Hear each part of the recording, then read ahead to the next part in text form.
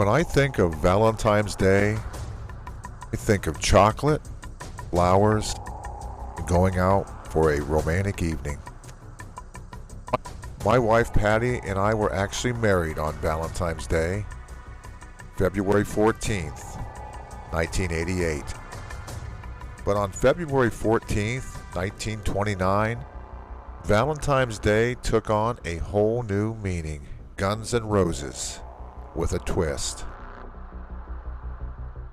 Hello and welcome to the story behind the story. I'm Brian Smith. There are moments in American history when the calendar flips to a date and the whole country winces. February 14th, 1929 is one of those days. Instead of hearts and roses, Chicago woke up to headlines soaked in gunpowder and blood. And behind that violence was a story of power, pride, and a city caught in the crossfire of Prohibition.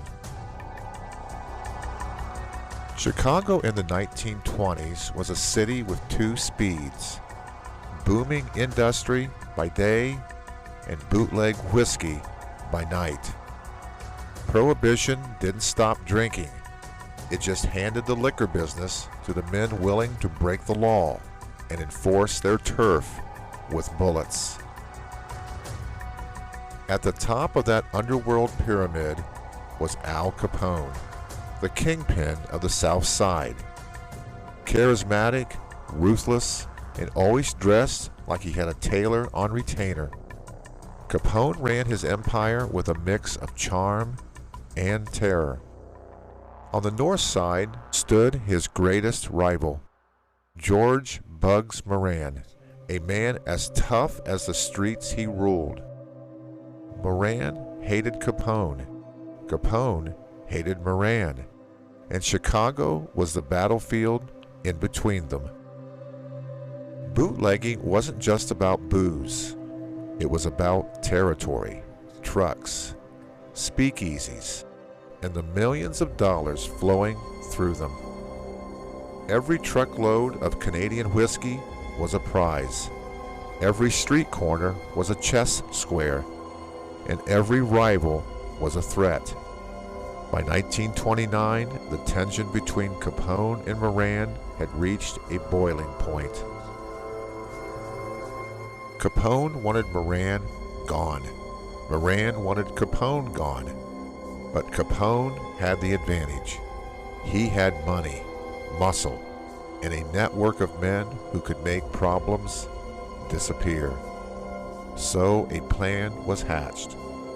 Someone, likely acting on Capone's orders, lured Moran's men to a garage at 2122 North Clark Street, a nondescript brick building used as headquarters for Moran's bootlegging operations.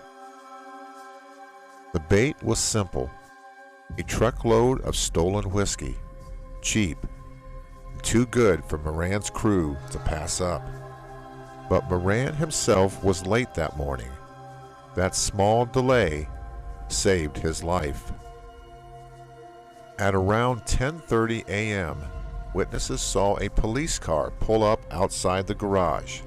4 men got out, 2 dressed as police officers, 2 in plain clothes. In Chicago, fake cops were as common as fake IDs, but the neighbors didn't know that. Inside the garage were 7 men. One was Moran's bookkeeper. Another was his second in command. 2 were his enforcers. One was an optometrist who liked hanging out around gangsters. One was a mechanic, and one was just a friend of Moran's who unfortunately looked a lot like him. The killers lined the men up against the brick wall and opened fire.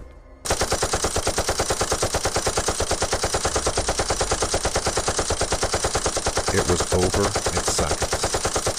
The intended target, Bugs Moran, was nowhere near the building, but 7 men died in his place. Now here's where the story behind the story gets wonderfully weird. That brick wall, pockmarked with bullet holes, stained with the violence of that morning, became a macabre celebrity. People chipped pieces off as souvenirs. The building changed hands. Eventually, the entire structure was torn down. But the wall, it refused to die. A Canadian businessman bought the bricks, cataloged them, and rebuilt the wall, bullet holes and all, in a nightclub in Vancouver. Patrons could sip cocktails while staring at the scars of Chicago's darkest Valentine's Day. Later, the wall was dismantled again and eventually found a permanent home at the Mob Museum in Las Vegas, where it stands today, like a ghostly witness still riddled with the wounds of 1929. A wall with more travel miles than most of us. Over 20 years ago, Patty and I made our own pilgrimage to the site of the massacre. By then, the building was gone. Bulldozed, erased, as if Chicago wanted to forget. Today, it's just a quiet patch of land, surrounded by buildings from the same era that somehow survived. Silent witnesses to a crime that shook the nation. But Chicago doesn't hide from its mob history. If anything, it leans into it. Patty and I walked the streets where Capone's men once strutted. We visited a church that still bears the bullet holes from another gangland hit. Stone and mortar scarred by the past. We stood outside the Biograph Theater where John Dillinger met his end in a hail of FBI gunfire. Chicago wears its history like a trench coat, heavy, dramatic, and impossible to ignore. But of all the stories, all the shootouts, all the legends of old Chicago, February 14th, 1929 remains the most infamous. It was the day the city's underworld stepped into the daylight and showed the world just how far the mob would go to protect its empire. The massacre shocked the nation.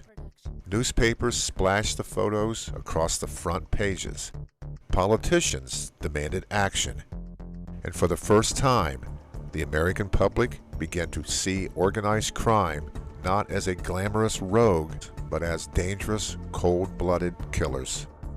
The pressure eventually helped bring down Al Capone, not for murder, but for tax evasion.